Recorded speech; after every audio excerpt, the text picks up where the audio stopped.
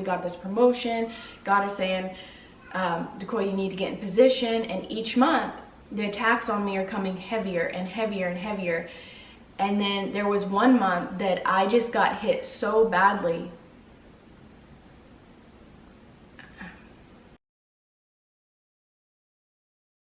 Okay, so now it's 2019, and at this point we've been living in the apartment for about 3 months, and the attacks again start increasing.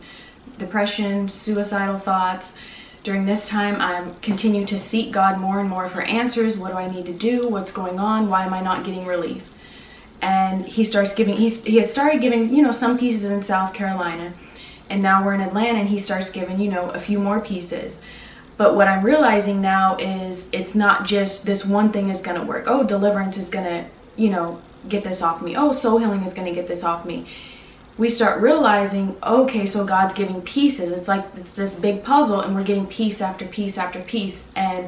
But the issue that I ran into is now I'm starting to get pretty discouraged, because now it's 3 years and some change that I've been dealing with this, and it's not decreasing, it's actually increasing.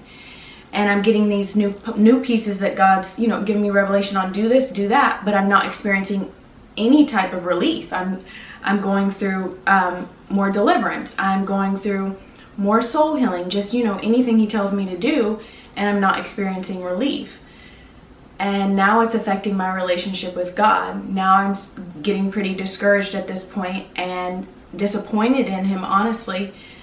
And I guess I'm not spending as much time with him now at this point, because I'm discouraged. Right, but you were spending hours upon hours, day after day. It was like going into your quiet time, going into the prayer closet, just spending that time, and it literally was like, why is nothing working? Remember, so we had the spiritual aspect, so we're doing the spiritual aspect. Also, I mean, she's very, very, very big into health.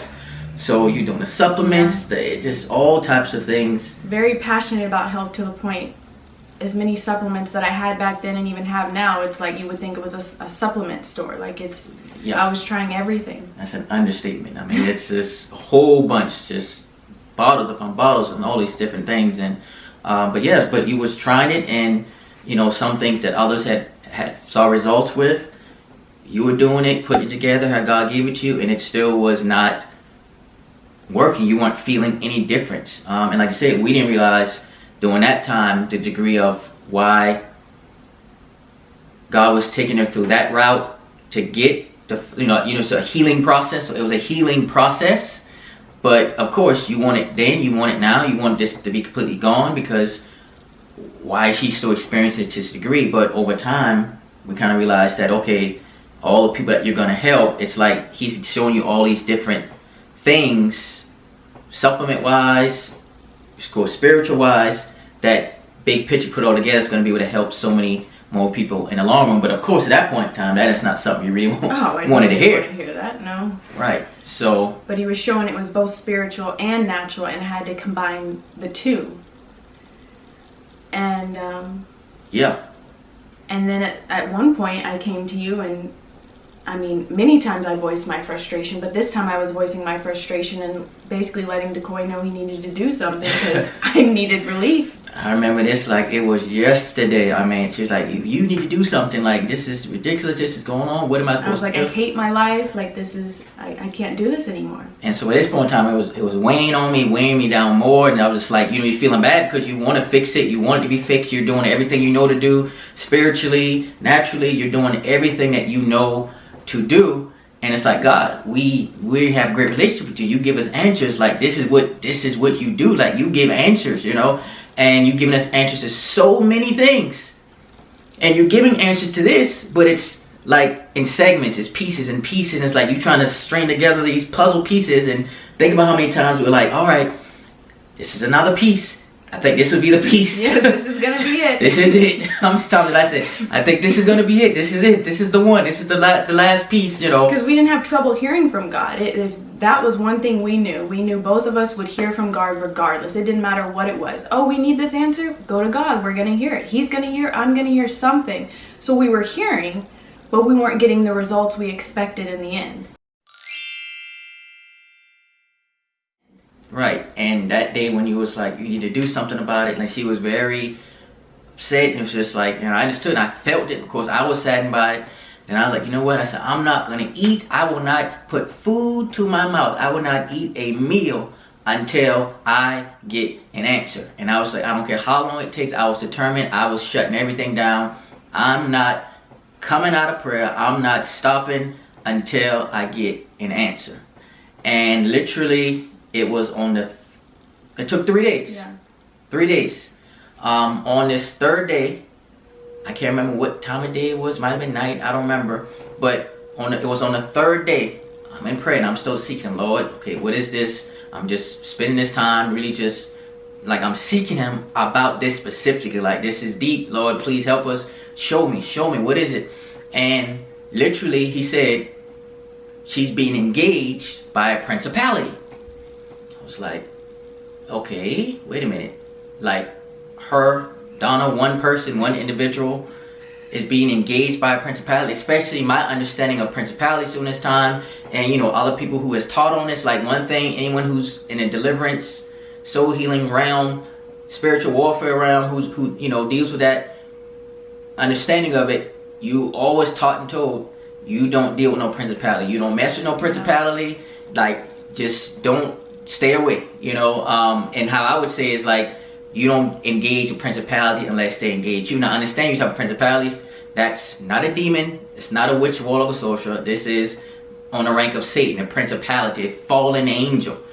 So these are, the bosses of the bosses. Like, they over the demons. They over witches, warlock, sorcerers. So they don't need a body like a demon. This is a principality, a ruling spirit over large territory. So when he says this, it clicks like, wait a minute, now it makes sense why we had this escort coming into Georgia. We thinking, remember, oh, it's great, wonderful how God loves us, all his love. He's bringing this great entourage to get us into Georgia.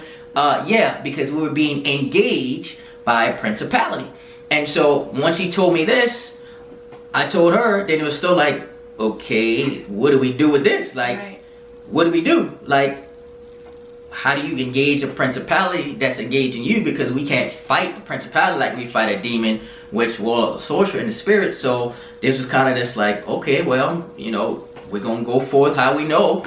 And that kind of is when God began to give kind of more understanding of principalities. Of course, years down the road, he gave us way more revelation, which is why, a lot of teachings on, God's given us a lot of revelation on how to deal with principalities. But at this point in time in the game, it's kind of like, whoa, this is a big deal. Like, Donna's being engaged by a principality? Like, because you're used to hearing principalities engage, a territory, not a person, just a person.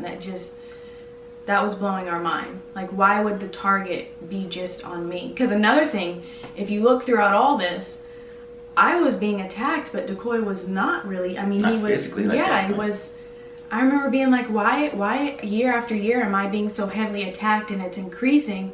But Decoy's just going throughout life like not really being attacked like I was. Not from that perspective, nowhere close to what she was experiencing. And so now we understand this principality is engaging, and and of course we know there's principalities who would try to confront people when they come into territories, stuff like that. But this was a different situation, a different setup, a whole different thing during this time. So we're like, okay, Lord, give us more understanding of this. And so now knowing that this is going on, we kind of get into now with so now maybe in January, well, actually before January of 2019, like it's still early 2019 here, but before we get into early 2019, before we left South Carolina, there's several list of things God gave me that was going to happen, and the time frame, etc. So he did one thing I remember was he said that Donna would conceive in 2019. So we could conceive with. Yeah, he said we were to conceive in 2019. Right. So we were to conceive in 2019. So it's like, okay, that's cool. That's fine and well. But you went to God and he gave you a specific time. Yeah. Once we were now living in Atlanta. It's 2019 and it's nearing the end of 2019, and I remember thinking, okay, you know, we still have got to be obedient with that word. You know, we've got to conceive before this year is up. But I didn't necessarily want to, because I wanted God to remove this first. I wanted the depression and the suicidal thoughts and everything to be removed before I conceived, because I didn't want to be carrying a child and here I am, you know, not wanting to be here. So I expected, okay, you know, this is going to be removed before I conceive. That's not how that happened. So anyways, I go to him and, you know, I'm talking to him about how, you know, I need to conceive before this year is up. And I asked him, you know, can it be December 23rd? 23 was my number. I was big on that number. And so he confirmed it, said, yeah, December 23rd. Now I didn't know my ovulation and all that. I didn't keep track of any of that. So I didn't even know if I would be ovulating around that time. I just threw a date out there and he, you know, agreed to it. So I ended up conceiving December 23rd. And two, it all added up because I took the pregnancy test, looked at the charts, everything. And so it did show, point back, that I conceived December 23rd. So I'm excited that, you know, okay, he did it on the date, like it happened, this is awesome, but still feeling like, okay, but I'm still feeling this heaviness, I'm still feeling all this, still being attacked. And then about a few weeks later into the pregnancy, I remember I was in the kitchen listening to worship music, making me a smoothie, and all of a sudden I start feeling cramps. And I'm like, that's weird, why am I cramping? And then I just, you know, go throughout my day and the cramps are increasing. I'm like, that's weird, I'm still feeling cramping. And then I start feeling pain in my lower back, and I was like, okay, you know how you just have that feeling something's off. And I remember earlier in the day I felt something was off, but it was more like, okay, I'm gonna push this away, I'm not gonna believe that something really is off. Like, it's fine, I'm good, baby is okay. And then when I started getting the pain in the back, I knew something really is off. And I remember I went to the bathroom and there's blood in my underwear. And I was like, oh my gosh, there's no way. There's no way I'm having a miscarriage, because God said we were to conceive in 2019. He said December 23rd. Here we are, it all happened, it's all working out. Why is this now happening? And I remember going to Decoy and telling him, and basically I just laid in bed, you know, for the next couple days as everything passed. And now this added on to my discouragement and disappointment with God. So then here it is, my relationship with him is breaking down again, because on top of feeling everything I'm feeling, now I'm going through a miscarriage of a pregnancy that he told me to do in the first place, that I didn't want to do to begin with because of the way that I was feeling. Right. And then of course I'm coming in the sense of like, you know, trying to talk through it. Well, we still trust God. You know, it's not, we know it's not God did this or God didn't do that. We know that the enemy's playing a role in what they're trying to do. So I'm saying these things just because, you know, we understand, well, God, you should have done this, you didn't do it. It was more of because of the close relationships you had with him. It's like, it just kind of felt like this disappointment just kept building up, and being real. Like, okay, you were disappointed with God, you were upset with God, and being real with that. Okay, Lord, I'm upset with you. I know you're not doing this, you're not doing that, but it's still. But one thing, yeah, to also be more transparent, one thing, my relationship with God, I wasn't like holding things back. When I felt a certain way, I told God how I felt. If I was disappointed, if I was let down, those weren't things that I kept from him. Oh, he can't handle this, or oh, I don't want him to know this. I was so open and upfront with God that if I was disappointed, I'd tell him, God, I'm disappointed. I'm disappointed that you haven't, you know, relieved me of depression. You haven't relieved me of these suicidal thoughts, of these attacks, of that I had this carriage. Like, I was open and upfront, which is what you should do, because you don't want to bottle any of that in. You want, just like any other relationship, you want to get that out. So, you know, I did have such a close relationship that I did tell him exactly how I felt with everything. Right, and again, that's why we said we kept getting piece after piece. He was still giving instructions. So even after the miscarriage, not long so after that, God gave you more insight. He always gives answers. Oh yeah, it was probably about, I don't know, maybe 2 weeks or so after that occurred, and I was in prayer again, spending my quiet time, and I was, you know, asking him to show me what happened. Why did this happen? How did this happen? And I was, one way that he'll speak to me is he'll just, you know, I'll be in my quiet time and he'll just tell me a scripture, Isaiah 51:12, and I'll go to it and it'll be exactly what he's been talking to me about. I'll just hear the scripture in my mind and go. And so that's what occurred this time. I'm talking to him about the miscarriage, and he tells me the name of the verse, the title of the verse or whatever, and I go to the Bible and there it is. Like, you know how you just have one of those moments where the light bulb just goes off and you're just like, oh my gosh. Well, that's what happened here. He was showing me we were, I mean, altars, spiritual altars, spiritual evil altars were coming against us. And that's what caused the miscarriage. So now we realize, okay, we're being engaged by principalities that are also working from these evil altars. So we were getting more pieces to this puzzle. Right, because during that time, not long before that, I started teaching on evil altars, destroying evil altars during that time. So this was like our first time knowingly, we knowingly knew that these evil altars were actually engaging us, and who's ever working those altars, and of course in conjunction with, of course, the principalities being kind of over all that. So it's like, okay, and God pretty much saying, focus on the altars. He was telling, he was like, that is where you need to hone in on right now. That is what is coming against you guys in every area, not just the miscarriage. This is what's coming against your marriage, against your children, against your finances, against your ministry, everything. Right, and also after that, we were preparing to go to South Africa, doing ministry in South Africa. And so this was April. We were preparing to go in April. We were going to be there for an entire month. And not long before we were preparing to go, we recognized, because before you go into a new territory, please understand, especially on assignment like that, you need to be prayed up. You need to be praying. You need to be dealing with what's ever in that territory that you're not from. That you have jurisdiction God's giving you to go in that territory, but those principalities, whatever principalities ruling over that area, is going to be like, you coming on what they consider their territory. So they didn't wait till we got there. Oh no. They started to engage us before we arrived. Yeah, and that's what God had showed. God had showed that, because we had already planned the trip to South Africa by the time I had the miscarriage. It was, the trip was already planned. So when I had the miscarriage, that was another thing God had revealed when he spoke to me about the evil altars. He said, the principality over Cape Town, South Africa is engaging you before you even make it there. And that is what, caused the miscarriage.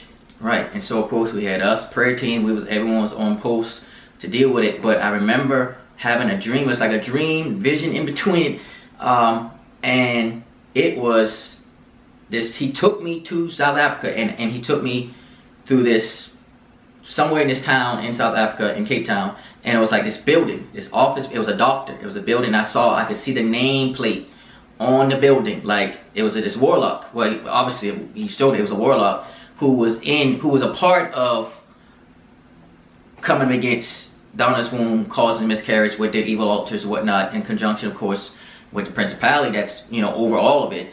And so he showed me that, and I cut heads off in the spirit. So I'm ready to go off in the spirit. Hey, we need to cut off. Who is this? In the spirit, we gonna take them out. We gonna wipe them out in Jesus' name. Like, ready to go to war, but still realizing, wait a minute, this is a different war. This is a different battle. Like, yeah, I can come after that warlock. All I want to do is, but we dealing with a principality now. So you can't fight a principality like you fight a demon, witch, warlock, sorcerer. But still, I'm upset. Like, I'm like, we going for blood in the spirit. This is what they want to do. They gonna come. They think they'll come on our house and our territory. Take our child. Okay, I got something for you.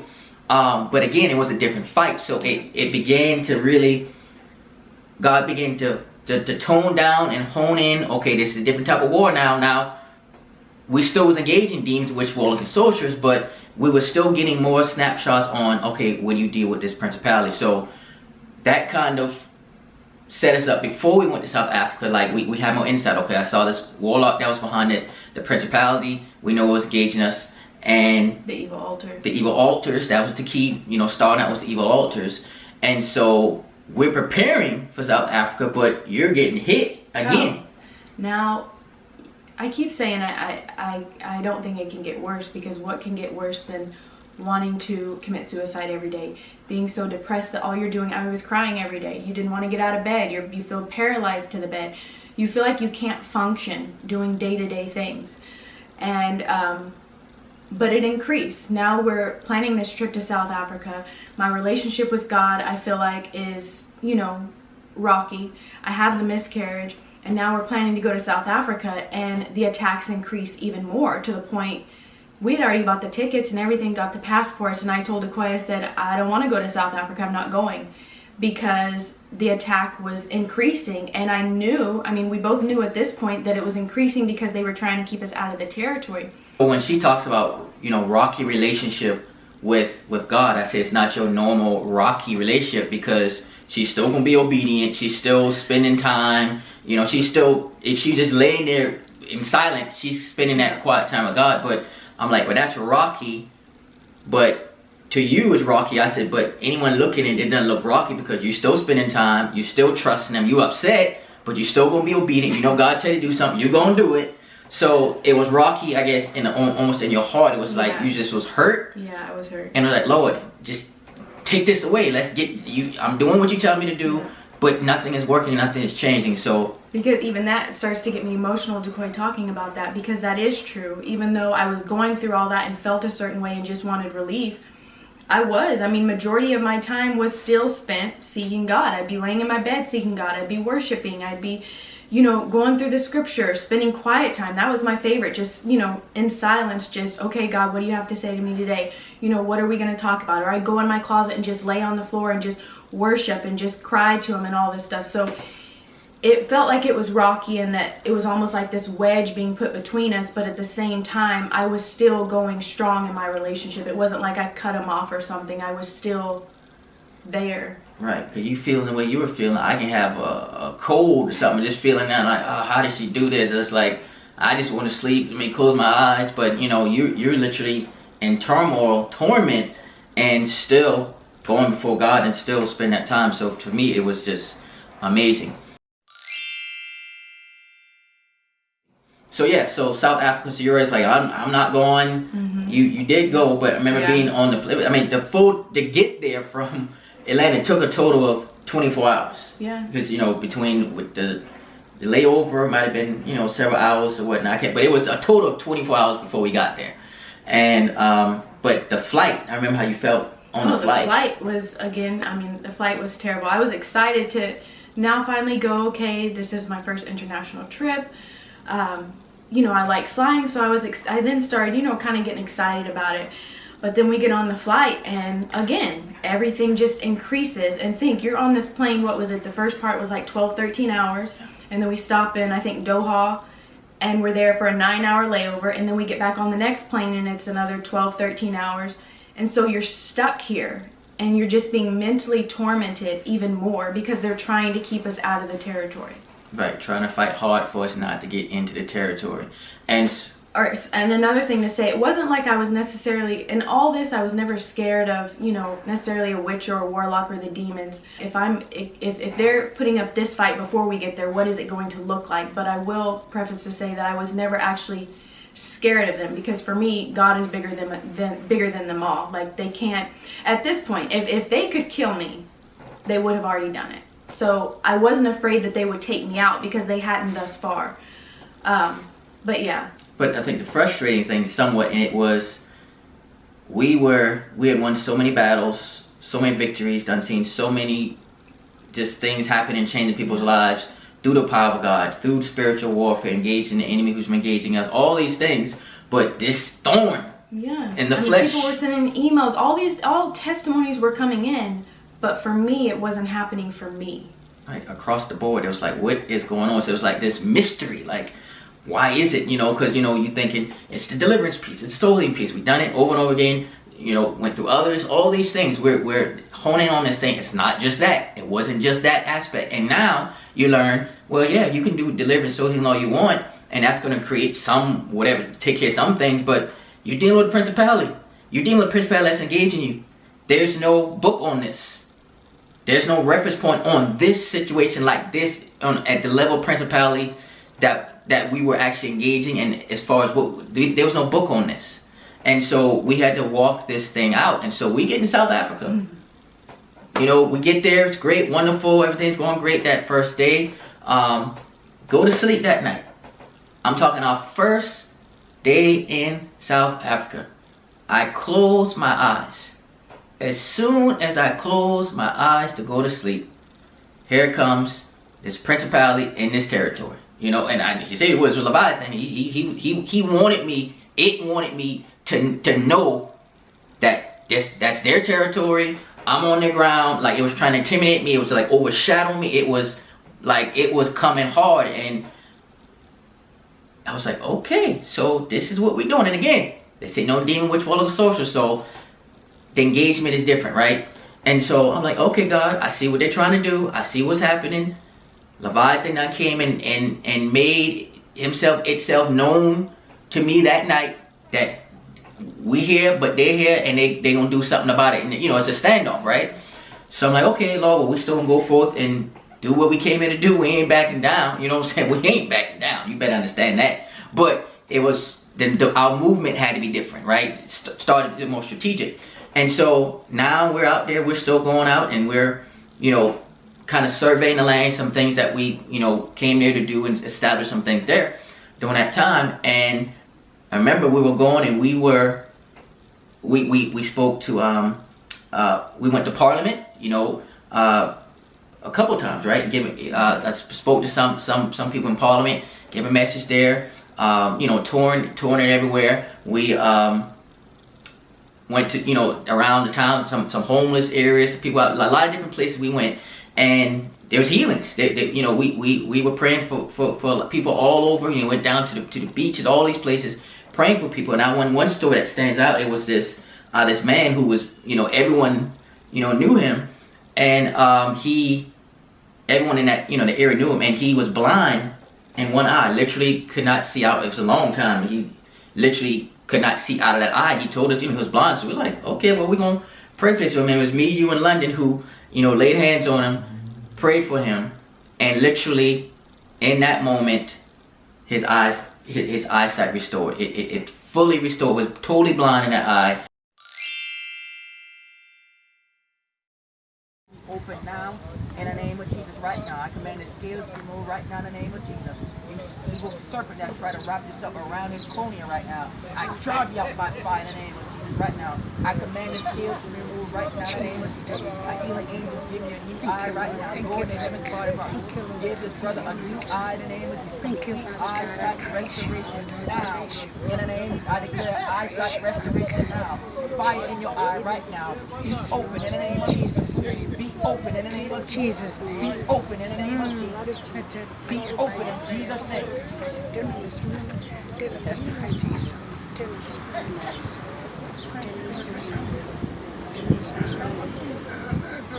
A little bit more. It opened a little bit more. Open more than before. Yeah. Okay, go to school, thing. Amen. Hallelujah. Glory. I can see red arrow. Yes. Woo, glory. And And you. you on the back. Amen. Yeah, on the back. You can see me on the back. Oh, Jesus. Amen. Glory. Glory for Jesus. And so we're going, and we're sitting there, miracle signs, wonders happening, while Donna's still dealing with the depression, suicidal thoughts, the heaviness, and they wanted to stop us from getting there, but we still accomplished a lot while we were there. So we get back from South Africa, and keep in mind, 2019 was our best financial year ever. I mean, we were very comfortable. We were, I mean, some people we was able to pay their salary. We were doing very good during that time. 2019 was our best year, and that was big from where we were. As you know, sleeping in the car, literally. Sleeping in the car, not knowing how we're gonna eat next. Right, literally a year before, right? Yeah. We were sleeping in the car, and so this is our best year financially ever. But with that, still, Donna's still dealing with the same thing, the same attacks, right? And so, what happened? So then I reached out to this brain doctor and got an appointment with him. And It's a world-renowned brain doctor. He's known all over, like. And has been in practice for, I think at that point it was like 32 years or so he had been in practice. And this is what he does. He's worked in mental hospitals. He's worked with some people that had a lot of stuff going on. He's dealt with some serious stuff. So anyways, I set up an appointment with him, and since I was out of state, you know, we did FaceTime. So he gets my brain scan, and he doesn't talk to me ahead of time or anything. I talk to the assistant. So then we meet for the first day on FaceTime, and when he sees me on FaceTime, he's blown away. He's shocked. He's like, "Are you sure this is your brain scan that I'm looking at?" Because what was on that brain scan, he said he expected me, before he got on the call, he did not know who was going to be on the other side. He expected me to be in a mental institution, a straitjacket. He did not understand how I was sitting in front of him and talking. Like, it blew his mind. In your right mind. Yeah. Right. He was completely surprised. Right. And in his 30-something years, he never seen nothing like that. No, he expected me to be in a mental hospital after looking at my brain scan. So we get to talking and everything, and we're exchanging notes, because he's also, not only does he do the medical side, he also knows the spiritual aspect too. So he combines both of them in his work. So we were talking about, you know, the spiritual side of things, and I was learning from him. He was learning from me as well. He was very surprised at how much I did know. And right, because some of y'all sessions, it's just like he's picking your brain, and it's like, and aren't you supposed to be helping me here? But he was amazed of her knowledge in even that area. You know, how much she knew, and so he literally never had a client like Donna. So it was like a patient client, whatever. He never had one like Donna, and so he's sitting there asking you all these questions and amazed of, like you said, y'all just exchanging notes. He still can't even believe I'm sitting in front of him and actually talking. I mean, he's like, who is this person? So we had several sessions, and we get to the last one. Now, well, before I get there, we had several sessions, and I'm not really experiencing any relief. And then one day, I get relief. And I get relief, you know, from all the heaviness and suicidal thoughts and just the craziness going on in my mind. And the relief lasted about 2 to 3 days. And then when we had our next session, I explained to him, and he was surprised and didn't understand, why did it come back? He expected it, you know, like all his other clients, they figure out whatever, you know, implement these strategies, and it's gone. But mine didn't stay gone. Mine came back 2 to 3 days later. Right, and it came back, but even before that, you know, as y'all were talking, you know, whatever he was doing, remember, he was kind of talking about, you know, he was doing some tours or whatnot, book tours and stuff like that. But he was even talking about, like, wanting us to come to wherever he was. It's like all these years of practice, this was like rejuvenating for him. It was like a fresh breath of fresh air. Like, of course he loved what he did, but it was like this excitement he was intrigued by, because he hadn't, you know, encountered someone like Donna. Because too, even the science aspect that he knew, I knew as well, because like the supplements I'm passionate about, I'm also passionate about science and brain health and all that. So stuff that he would say, I actually knew what he was talking about, because I had, you know, researched all that stuff myself, read books about it myself. So again, he was still shocked, like, how do you know this? How are you sitting in front of me? You should be in a mental institution. And remember, but what was the reason, what he said as far as why you were in your right mind? And right, we kept talking and stuff, and he was like, you know what it is? You know why what's actually kept you sane all this time? He was like, your faith. Like, it was like he could see that. He was like, your faith is what's kept you sane. Your faith is what has, like, kept, I guess, it's kept from all the stuff that's supposed to be going on, that should be going on in your brain. It's like faith, your faith, it was holding it all back. It was holding it, but you was experiencing symptoms of it, but why not losing your mind is because of your faith. Because you should have, based on what he saw, she should have lost her mind, been out of her mind. Yeah, because, and two, talking with him, it actually brought me a lot of relief, because it was like, what? So what I'm experiencing on the inside for now 3+ years, he can actually see on this brain scan. And I actually finally felt understood. I felt seen. Like, he can actually see what I'm experiencing, and he's telling me that what he's seen on the scan, I should be in a mental institution. So it made me feel like somebody actually understands what I'm experiencing on the inside, because you couldn't tell just having a conversation with me. You couldn't tell on the outside that I should be in a mental institution, but the way I felt on the inside, I myself, I would tell Decoy many times, I feel like the way I feel inside, I should be in a mental institution, but it wasn't shown on the outside. But that shows you to the degree that the war that was going on the inside was. And that's why, for me, I didn't even understand it fully. I was like, I would always try to she would try to explain understand, and it just, I could never get it across to him. So the fact that this doctor, was in practice at that time for 32 years, understood and was shocked I was sitting in front of him. It's like, it spoke your language. Yeah. Like, someone finally gets it. Someone finally understands. And someone who can finally help me. Mm-hmm. And so... and then our last session, we get to one of the last sessions, and... Well, it became the last session. Yeah, it became... Cause, yeah, I didn't keep going because I just was becoming frustrated. But anyways, we get to the last session, and he tells me, you just need to go to urgent care and get on medication. You don't need to go tomorrow. You don't need to go next week. You need to go right now to urgent care. Well, he was urgent about it. Like, yeah, he was like, don't make an appointment somewhere. Go to urgent care and get on medication. And that was disheartening, because it was like, wow, it felt like now this person is giving up on you. Now, again, you feel like this is another piece, which it was another piece, but at that time it's like, wow, I felt like this was another piece, but it's not another piece, because now I've hit a dead end once again. How is this person that's helped so many people can't seem to understand what my issue is? And clearly I didn't go to urgent care and get medication, because that wasn't the route God was taking me. So then we hit another roadblock, and I became more frustrated. Yeah.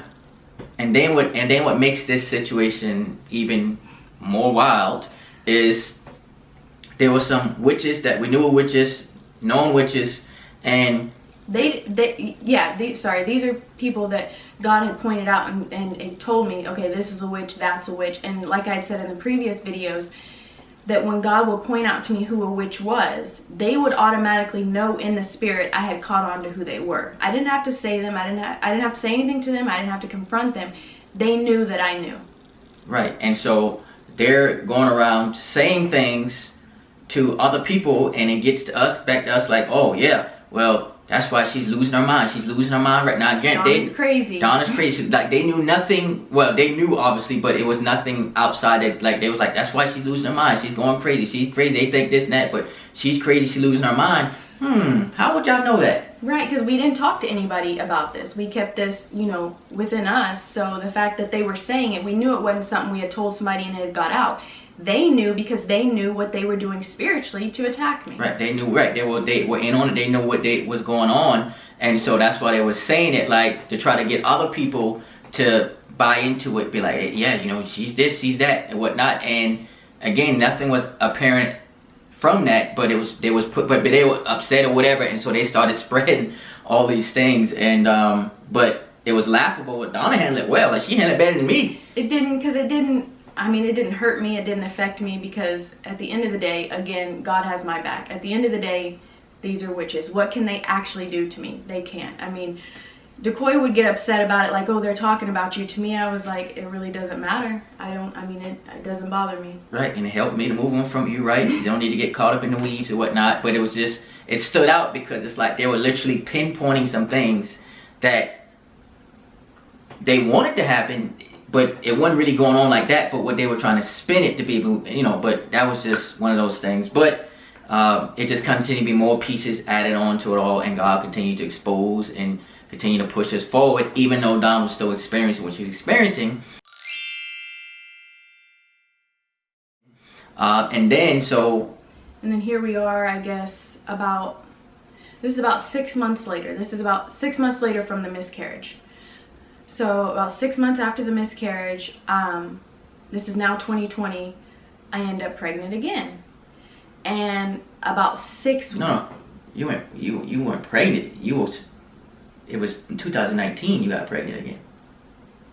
2020 was, you didn't get pregnant in 2020. You were already pregnant in 2019. But I said... Lathan was born in 2020. 2019, you said 6 months, so maybe that was the wrong timing. No, because, okay, well, listen to this, because we said I had the miscarriage in 2019. January. Right. But then I got pregnant in July. 2019, you said 20, that's what I'm saying. Oh, okay, right. So now here we are in 2019, and you know, I had the miscarriage. Well, now 6 months later from the miscarriage, I'm pregnant again. And at about the 6-week mark of this pregnancy, something else occurs. If you guys are enjoying our journey, make sure you like, comment, and subscribe. And be sure to hit that bell notification so you can see every time a new video is posted.